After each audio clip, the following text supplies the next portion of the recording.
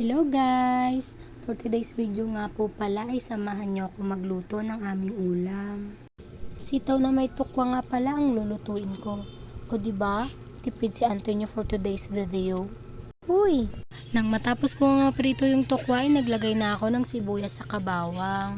Hinalo-halo ko nga lang ito hanggang sa mag-golden brown ito. Maya-maya nga ay nilagay ko na yung sitaw. Hinalo-halo ko nga lang ito at maya-maya nga ay naglagay na ako ng pampalasa. Naglagay nga pala ako dito ng oyster sauce, soy sauce at saka magic sarap. Hindi ko na nga pala nilagyan ng asin kasi nga nilagay ko naman na yung sarili ko. Charo! Ay, yung toyo pala. Hinalo-halo ko nga lang ito at naglagay na ako ng kaunting tubig. Nang kumulo na nga, nilagay ko na yung tokwa. Halo-haloin nga lang natin ito ng bahagya kasi nga luto naman na din ito. Ayan guys, luto na yung ating sitaw na may tokwa. Tignan nyo naman, mukhang masarap siya. Huy! Yun lang po. Salamat sa panunood.